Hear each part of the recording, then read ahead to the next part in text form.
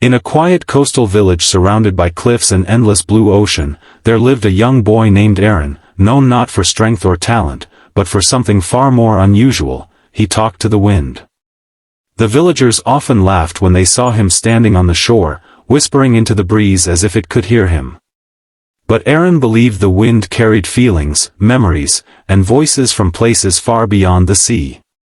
His father, a fisherman, once told him, "The ocean doesn't listen, Aaron. It takes." But Aaron never believed that. One evening, dark clouds gathered faster than anyone had ever seen. The sky turned violent shades of gray and blue. The sea roared like an angry beast. A storm unlike any before was coming. The villagers rushed to secure their homes, but many fishermen, including Aaron's father, were still out at sea. As thunder cracked across the sky, Aaron stood frozen. He could feel something different about this storm. It wasn't just weather, it felt alive. Ignoring everyone's warnings, Aaron ran toward the cliffside, the wind slamming against him. Tears streamed down his face as he shouted into the chaos, "Please, bring them back." For a moment, nothing happened. Then, a strange silence cut through the roaring storm. The wind slowed. The waves paused. And in that silence, Aaron heard something, a whisper. Not from outside, but inside his heart. The storm wasn't angry, it was lost. Night fell as the storm grew stronger again, but now Aaron understood. This wasn't destruction. It was confusion. Determined, Aaron climbed higher onto the cliffs, closer to the heart of the storm. Lightning lit up the sky, revealing swirling clouds forming shapes like a giant face. He closed his eyes and spoke again, not with fear, but with calm. "You don't have to hurt anyone. I can hear you." The storm hesitated. The wind circled around him, not attacking, but listening.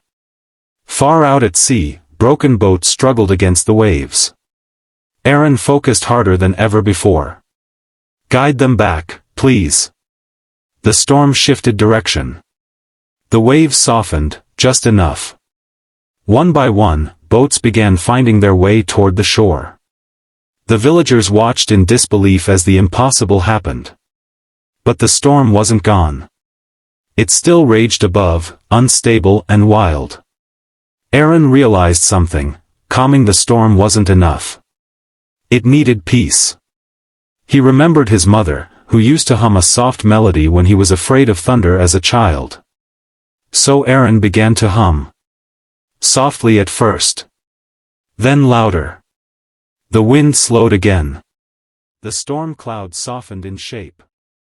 Lightning faded into distant flickers. The storm was listening. Minutes felt like hours as Aaron stood there, humming into the sky. Finally, the storm began to dissolve. Clouds parted. The moon appeared. And the ocean became still.